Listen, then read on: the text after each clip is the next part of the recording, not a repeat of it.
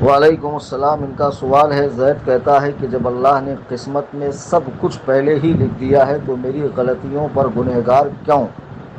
یہ سوال، یہ ٹچا سوال کئی بار گھوم گھوم کر آتا رہتا ہے۔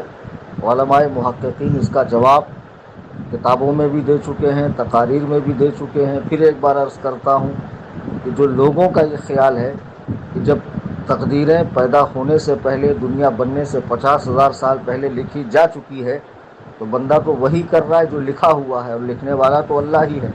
تو جب اللہ خود ہی لکھ رہا ہے کہ یہ گناہ کرے گا تو پھر گناہ کرنے پر اسے سزا کیوں دی جاتی ہے؟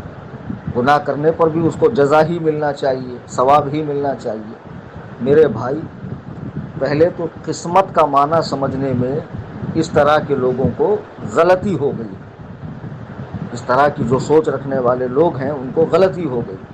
قسمت کا معنی یہ نہیں ہے کہ جو اللہ نے لکھا ہے آپ وہی کریں گے، بلکہ بندہ اپنی ذات سے جو کام کرنے والا تھا، یعنی اس میں اللہ سبحانہ و تعالی کی رضا نہیں ہے، خوشی نہیں ہے، اللہ نہیں چاہتا ہے کہ وہ کام کرے۔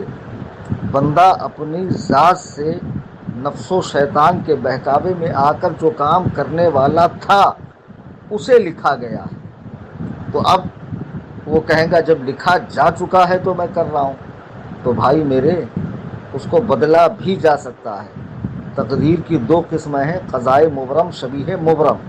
تو شبیہ مبرم وہ کہ جس کے فیصلے بدل جاتے ہیں۔ مثلا مشہور واقعہ ہے کہ بغداد میں صاحب سفر کے لیے جا رہے تھے تو ایک ولی اللہ کے پاس گئے، سفر میں جا رہا ہوں، تو انہوں نے کہا ہرگز مت جانا ورنہ تیرا مال لوٹ لیا جائے گا، قافلے پر حملہ ہوگا، تجھے قتل کر دیا جائے گا۔ اب انہوں نے پکا موڈ بنا لیا کہ نہیں جاؤں گا۔ راستے سے گزر رہے تھے، حضرت غوث الاعظم دستگیر رحمۃ اللہ علیہ سے ملاقات ہوئی۔ حضرت نے پوچھا پریشان ہو؟ کہا جی حضور سفر پہ جا رہا تھا لیکن فلانے صاحب نے ایسا ایسا کہہ دیا۔ حضرت غوث پاک نے فرمایا تم سفر پہ چلے جاؤ، کوئی مسئلہ نہیں ہے۔ اب اس کو تو حضرت شیخ کی بات پر زیادہ اعتماد تھا، چونکہ انہی کا ڈنکا چار دانگے عالم میں بج رہا تھا۔ یہ چلا گیا، سفر کیا، خوب منافع اٹھایا، آیا تو راستے میں آتے ہوئے قافلہ ایک جگہ رکا تو اس نے خواب دیکھا۔ خواب کیا دیکھا کہ ڈاکوؤں کا ایک گروہ آتا ہے، قافلے پر حملہ کرتا ہے، مال و اسباب لوٹ کر اور سب کو ہلا کر کے چلا جاتا۔ اچانک نیند کھلتی ہے تو پسینے میں ڈوبا ہوا ہے۔ پھر بہرحال یہ بغداد پہنچا اور ان صاحب سے ملاقات ہوئی تو کہا حضرت آپ نے تو ایسے فرمایا تھا لیکن میرے ساتھ تو کچھ بھی نہیں ہوا۔ تو آپ نے فرمایا واقعی تیرے ساتھ ایسا ہونے والا تھا، لیکن حضرت غوث پاک رضی اللہ تعالیٰ عنہ کی دعاؤں سے یہ چیز جو حقیقت میں ہونے والی تھی اللہ تعالیٰ نے خواب کے اندر بدل دی ہے۔ تو میرے بھائی، تبھی تو کہا جاتا ہے نگاہ مرد مومن سے بدل جاتی ہیں تقدیریں، جو ہو ذوق یقین پیدا تو کٹ جاتی ہیں زنجیریں۔ یہ ہے نا۔ اور بھی کئی اشعار اس تعلق سے کہ کہا جاتا ہے کہ محمد سے وفا تو نے تو ہم تیرے ہیں، یہ جہاں چیز ہے کیا لوح و قلم تیرے ہیں، یعنی تختی اور قلم تیرا ہے، خود اٹھ کر اپنی قسمت لکھنا شروع کر۔